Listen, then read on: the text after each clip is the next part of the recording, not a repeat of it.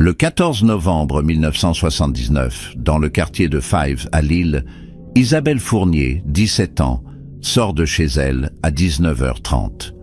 Elle porte son jean délavé, son pull rouge et son blouson en cuir marron.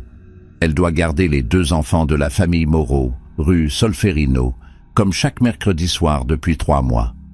Le trajet dure 15 minutes à pied. Elle connaît le chemin par cœur. Elle ne reviendra jamais.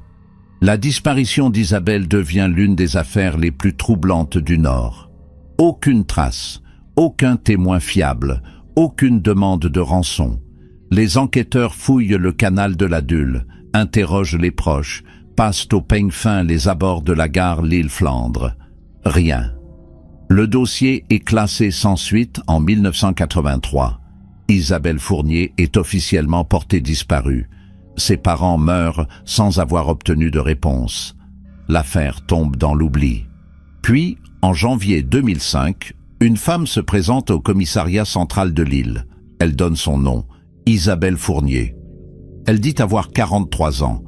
Elle affirme avoir disparu en 1979. Elle raconte une histoire que personne n'attendait plus. Une histoire qui soulève plus de questions qu'elle n'apporte de réponses. Une histoire qui rouvre brutalement un dossier vieux de 26 ans. Avant de continuer, dites-nous en commentaire de quelle ville vous nous regardez et quelle heure il est chez vous en ce moment. Nous adorons savoir d'où viennent nos spectateurs et créer cette connexion avec vous à travers toute la France et au-delà.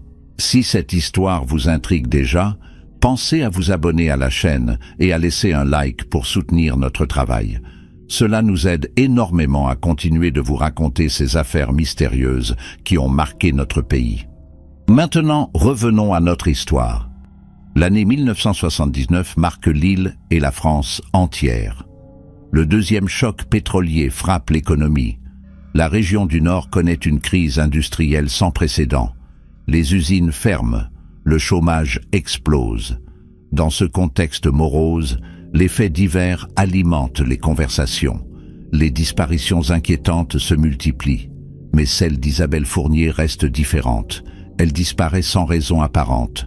Elle n'a aucun problème familial, aucune dette, aucun ennemi connu. Isabelle vit avec ses parents, Michel et Catherine Fournier, dans un petit appartement du quartier de Fives. Elle étudie en terminale au lycée Faidherbe. Elle rêve de devenir institutrice. Elle garde des enfants le soir pour financer ses études. Elle est décrite comme sérieuse, discrète, responsable. Elle ne sort jamais en boîte de nuit. Elle ne fréquente pas les milieux à risque. Elle mène une vie ordinaire. Une vie qui bascule ce mercredi 14 novembre. Ce soir-là, Nathalie Moreau attend Isabelle chez elle, rue Solferino. Elle doit garder ses 2 fils, Julien et Stéphane, âgés de 4 et 6 ans. Son mari Philippe travaille de nuit à l'usine Peugeot. Elle doit se rendre à un cours du soir à la faculté de droit. Isabelle est toujours ponctuelle. Elle arrive généralement à 19h45. Mais ce soir, elle ne vient pas. Nathalie attend jusqu'à 20h30. Elle téléphone chez les Fournier. Personne ne répond. Michel et Catherine Fournier rentrent chez eux vers 21h. Ils découvrent plusieurs messages sur leur répondeur. Nathalie Moreau, puis une amie d'Isabelle, Sylvie Vincent. Toutes 2 demandent où se trouve Isabelle. Michel Fournier ressent immédiatement l'angoisse monter. Sa fille ne disparaît jamais sans prévenir. Il contacte immédiatement la police. Les premières recherches débutent dans la nuit. Elles ne donnent rien. Le lendemain, l'enquête s'intensifie. Les gendarmes interrogent les voisins, les commerçants, les usagers des transports en commun. Un chauffeur de bus se souvient peut-être d'une jeune fille en pull rouge vers 19h30, mais il n'en est pas certain. Un épicier de la rue de Metz croit l'avoir vue passer devant sa boutique. Mais là encore, aucune certitude. Les témoignages restent flous. Isabelle semble s'être volatilisée entre son domicile et celui des Moreau. Une distance de seulement 1 km 200 mètres. L'enquête officielle commence le 15 novembre 1979. Le commissaire Patrick Richard, 48 ans, prend la direction des opérations. Il dirige la brigade criminelle de Lille depuis 12 ans. Il a traité des dizaines d'affaires de disparition. Mais celle-ci le déroute immédiatement. Isabelle Fournier ne correspond à aucun profil habituel. Elle n'est pas fugueur. Elle n'a pas de petit ami secret. Elle ne consomme ni drogue ni alcool. Elle ne fréquente aucun groupe marginal. Patrick Richard interroge personnellement Michel et Catherine Fournier. Le père travaille comme comptable dans une entreprise de textile. La mère est secrétaire médicale. Ce sont des gens modestes, discrets, sans histoire. Leur fille unique représente tout pour eux. Ils affirment qu'Isabelle était heureuse. Elle parlait de son baccalauréat avec enthousiasme. Elle avait prévu de passer Noël chez sa grand-mère à Roubaix. Elle n'avait aucune raison de partir. Les enquêteurs fouillent la chambre d'Isabelle. Ils découvrent un environnement ordonné, des livres scolaires, des cahiers soigneusement tenus, une petite radio, quelques posters de chanteurs sur les murs, un journal intime. Patrick Richard le lit intégralement. Isabelle y note ses impressions sur ses cours, ses lectures, ses gardes d'enfants. Elle mentionne parfois Sylvie Vincent, sa meilleure amie. Elle évoque ses projets d'avenir. Elle ne fait jamais référence à une menace, une peur, un problème quelconque. L'inspecteur Serge Roux, adjoint de Patrick Richard, interroge Nathalie et Philippe Moreau.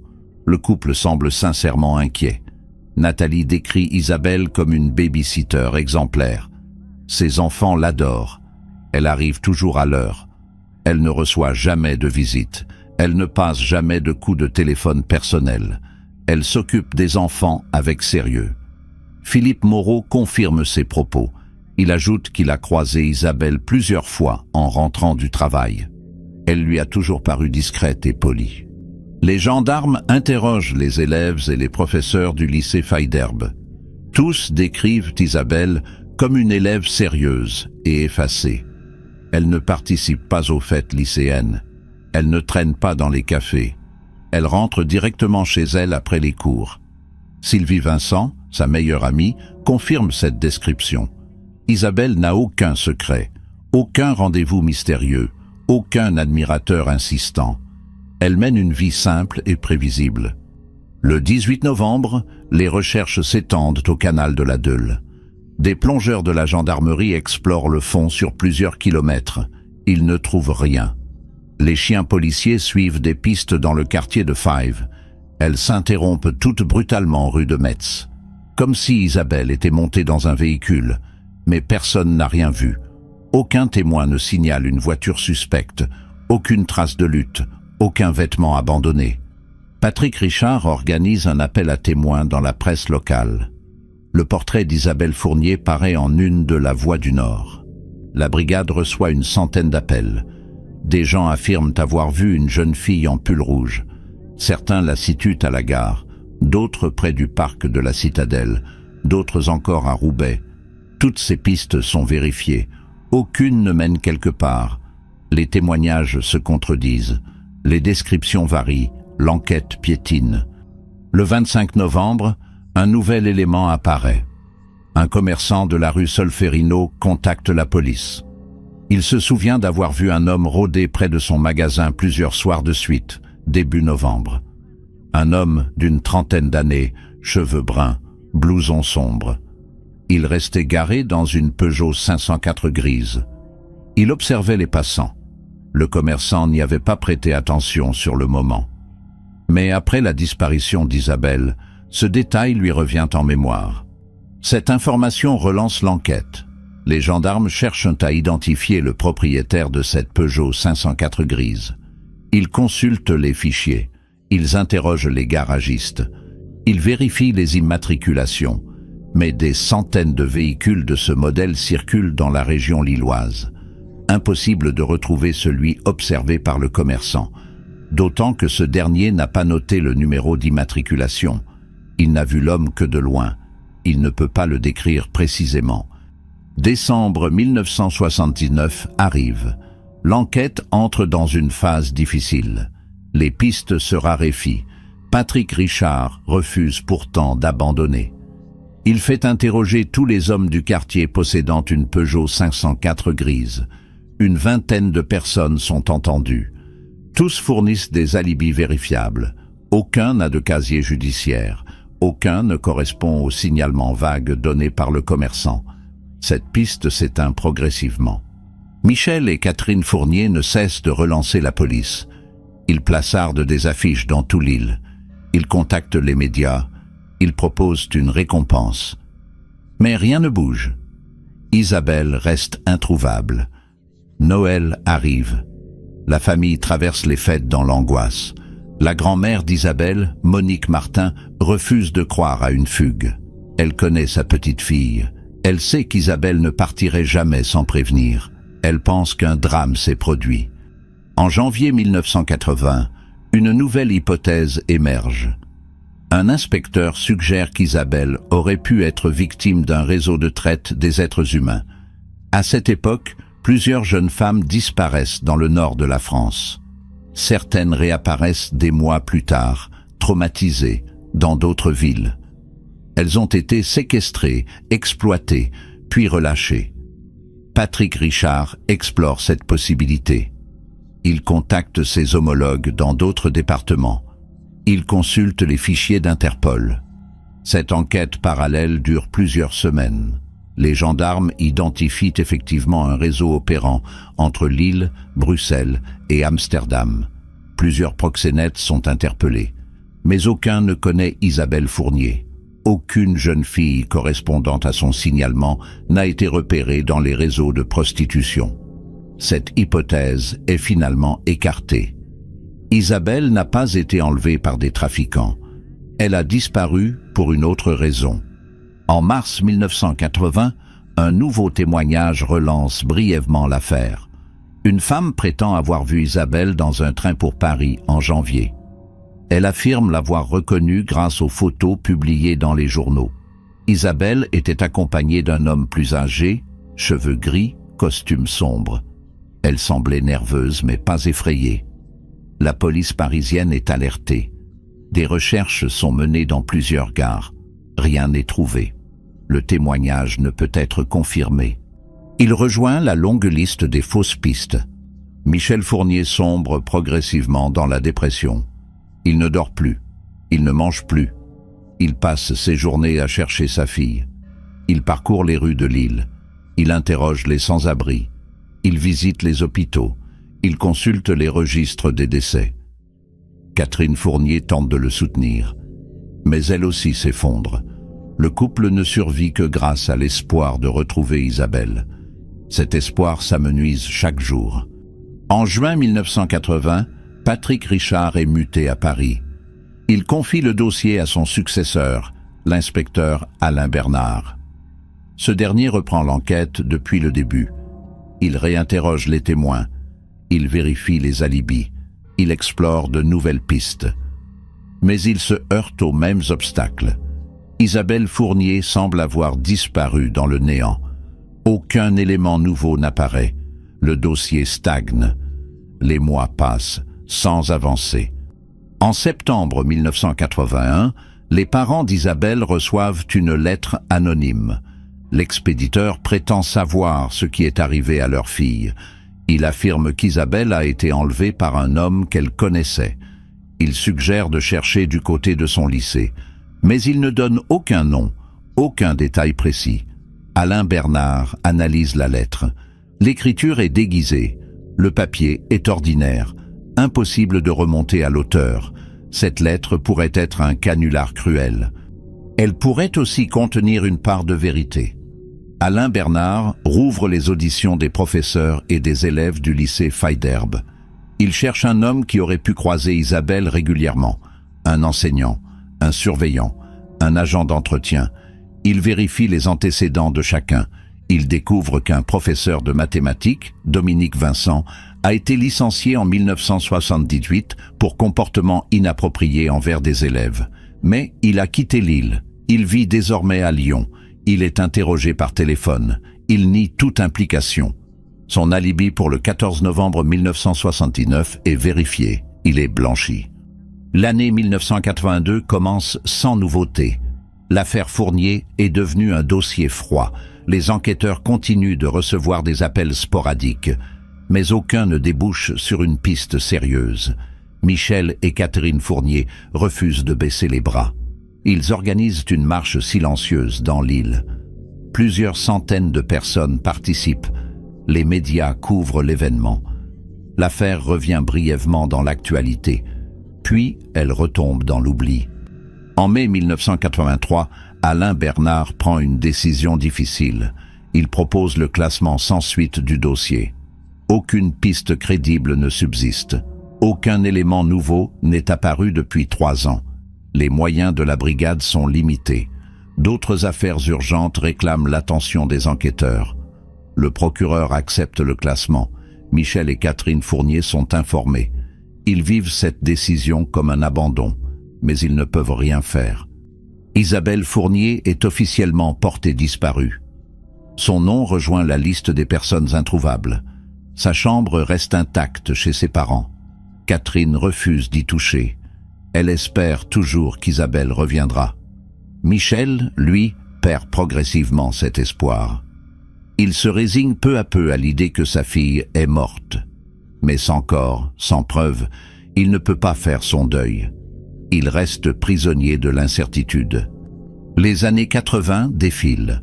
Michel Fournier décède d'une crise cardiaque en 1987. Il avait 54 ans. Les médecins attribuent sa mort au stress et à la dépression accumulée depuis la disparition de sa fille. Catherine Fournier devient veuve. Elle vit seule dans l'appartement de Five. Elle continue d'espérer. Elle refuse de vider la chambre d'Isabelle. Elle allume une bougie chaque 14 novembre. Elle prie pour que sa fille revienne. En 1992, Catherine Fournier tombe gravement malade. Un cancer du poumon. Elle subit des traitements lourds. Sa santé décline rapidement. Elle confie à sa sœur, Brigitte Bertrand, qu'elle regrette de mourir sans savoir ce qui est arrivé à Isabelle.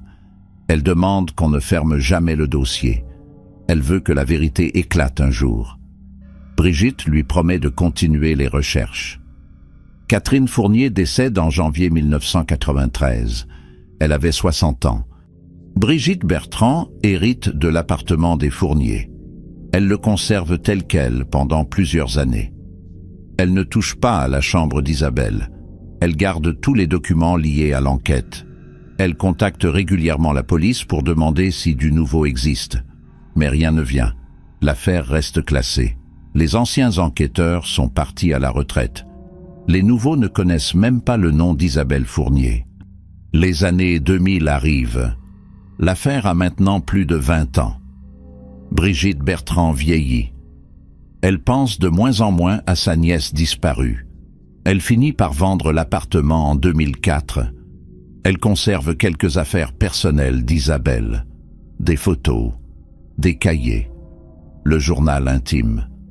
Elle range tout dans un carton qu'elle entrepose dans son grenier. Elle se résigne. Isabelle ne reviendra jamais. Le mystère restera irrésolu.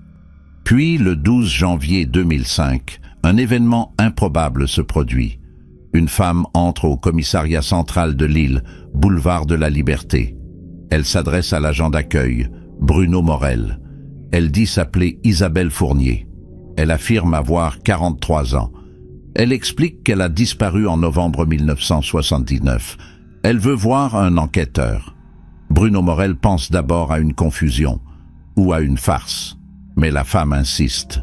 Elle donne des détails précis, son ancienne adresse, les noms de ses parents, la date exacte de sa disparition.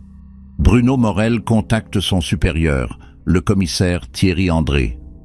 Ce dernier consulte les archives. Il retrouve effectivement un dossier au nom d'Isabelle Fournier, classé sans suite en 1983. Il décide de recevoir la femme. Elle entre dans son bureau. Elle mesure environ 1,65 m. Elle a les cheveux châtains coupés courts. Elle porte un jean et un pull sombre. Elle semble nerveuse, mais déterminée. Elle s'assoit et elle commence à raconter son histoire. Isabelle Fournier raconte qu'elle a été enlevée le 14 novembre 1979. Elle marchait rue de Metz quand une voiture s'est arrêtée à sa hauteur. Un homme en est descendu. Il lui a demandé son chemin, Elle s'est approchée pour l'aider. Il l'a saisie brutalement. Il l'a forcée à monter dans le véhicule. Un second homme conduisait. Ils ont roulé pendant des heures. Elle a crié. Personne ne l'a entendue. Ils l'ont emmenée loin de l'île. Elle décrit une maison isolée en campagne. Elle ne sait pas où exactement. Peut-être en Belgique, peut-être dans le nord de la France. Elle a été enfermée dans une cave. Pendant des semaines, des mois, elle a perdu la notion du temps. Les hommes lui apportaient de la nourriture. Ils ne la frappaient pas. Ils ne la violaient pas. Ils voulaient autre chose. Ils voulaient qu'elle devienne quelqu'un d'autre, qu'elle oublie son ancienne vie. Thierry André écoute sans l'interrompre. Il prend des notes. Il observe le langage corporel d'Isabelle. Elle semble sincère, mais son récit paraît étrange. Pourquoi l'enlever sans la violer ni demander de rançon? Pourquoi la garder enfermée? Isabelle continue. Elle explique que les hommes lui ont fait subir un lavage de cerveau. Ils lui répétaient qu'elle n'avait plus de famille, que personne ne la cherchait, qu'elle devait accepter sa nouvelle existence. Au bout d'un an environ, les hommes l'ont transférée dans une autre maison, plus grande, plus confortable. Ils lui ont donné de nouveaux papiers, une nouvelle identité. Elle s'appelait désormais Valérie François. Elle avait 20 ans. Elle était orpheline. Ils l'ont obligée à travailler dans une petite entreprise de couture. Elle cousait des vêtements toute la journée. Elle vivait avec d'autres jeunes femmes, toutes dans la même situation, toutes enlevées, toutes manipulées. Isabelle affirme avoir vécu ainsi pendant 25 ans. Elle travaillait, elle dormait, elle mangeait. Elle n'avait aucune liberté. Elle était surveillée en permanence. Elle ne pouvait pas s'échapper. Les hommes la menaçaient. Ils disaient qu'il tuerait sa famille si elle tentait quoi que ce soit. Elle les croyait. Elle avait peur. Elle a fini par se résigner. Elle a oublié progressivement qui elle était vraiment. Puis, en décembre 2004, quelque chose a changé. L'un des hommes qui la surveillait est mort subitement. Une crise cardiaque. Les autres hommes ont paniqué. L'organisation s'est désorganisée. Les surveillances se sont relâchées. Isabelle a compris qu'elle avait une opportunité. Elle a préparé son évasion. Elle a volé de l'argent. Elle a récupéré ses anciens papiers qu'elle avait cachés. Elle a attendu le bon moment. Le 8 janvier 2005, elle s'est enfuie. Elle a quitté la maison pendant la nuit. Elle a marché jusqu'à une gare. Elle a pris un train. Elle ne savait pas où aller. Elle a choisi Lille, sa ville natale. Elle espérait retrouver ses parents. Elle voulait leur dire qu'elle était vivante. Elle est arrivée à Lille le 10 janvier. Elle a cherché l'adresse de ses parents, l'appartement de Five, mais d'autres personnes y habitaient maintenant. Elle a demandé aux voisins. Ils ne connaissaient pas les Fournier. Elle a compris que beaucoup de temps avait passé. Elle ne savait pas combien exactement. Elle pensait avoir disparu 4 ou 5 ans, peut-être 10, pas 26. Cette révélation l'a bouleversée. Elle a erré dans l'île pendant 2 jours. Elle ne savait pas quoi faire. Puis elle a décidé de venir au commissariat, de raconter ce qui lui était arrivé, d'espérer qu'on la croirait. Thierry André termine de noter le témoignage. Il demande à Isabelle si elle peut décrire les hommes qui l'ont enlevée. Elle donne des signalements vagues. L'un était grand, brun, la quarantaine en 1979. L'autre plus petit, blond, la trentaine. Elle ne connaît pas leur nom. Elle ne sait pas où se trouve la maison. Elle n'a jamais vu l'extérieur pendant le jour. Elle ne peut donner aucune indication géographique précise. Thierry André note ces informations, mais il reste sceptique. Thierry André décide de vérifier l'identité de la femme. Il demande une prise d'empreinte digitale. Isabelle Fournier accepte. Les empreintes sont envoyées au fichier national. La réponse arrive le lendemain. Elles correspondent à celles d'Isabelle Fournier, enregistrées en 1979 lors de l'enquête. La femme dit la vérité sur son identité. Elle est bien Isabelle Fournier, disparue 26 ans plus tôt, réapparue miraculeusement. Cette confirmation déclenche une tempête médiatique. Les journaux nationaux s'emparent de l'affaire. La télévision vient interviewer Isabelle. Elle raconte son histoire devant les caméras.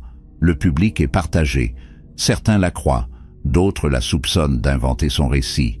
Les experts en traumatologie expliquent que les victimes d'enlèvements prolongés peuvent effectivement perdre la notion du temps, mais 25 ans d'emprisonnement sans violence, cela semble improbable. Thierry André lance une enquête approfondie. Il interroge Isabelle pendant des jours, il lui pose des centaines de questions, il vérifie chaque détail de son récit, il recherche des incohérences, il trouve certaines contradictions. Isabelle ne se souvient pas clairement de certaines périodes. Elle mélange des événements. Elle donne des descriptions floues. Mais Thierry André sait que les traumatismes peuvent affecter la mémoire. Il ne peut pas conclure qu'elle ment.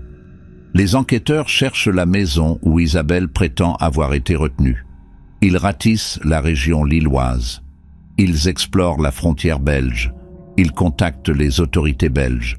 Ils vérifient les propriétés isolées.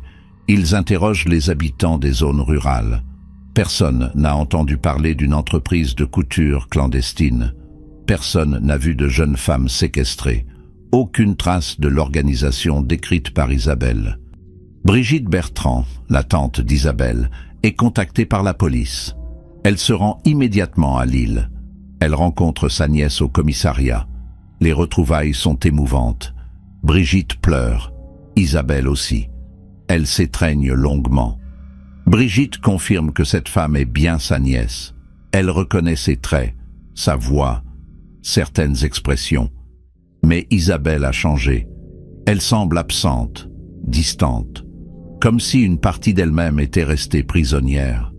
Les jours suivants, Isabelle est suivie par des psychologues. Ils évaluent son état mental. Ils concluent qu'elle souffre de stress post-traumatique sévère, qu'elle présente des signes de dissociation, que son récit pourrait être en partie reconstruit par son esprit pour combler des vides. Mais ils ne peuvent pas affirmer qu'elle ment. Elle croit sincèrement à son histoire. Elle ne montre aucun signe de manipulation consciente. L'enquête se poursuit pendant plusieurs mois. Les gendarmes explorent toutes les pistes. Ils recherchent les hommes décrits par Isabelle. Ils consultent les fichiers de personnes disparues. Ils cherchent d'autres victimes potentielles, mais rien ne correspond.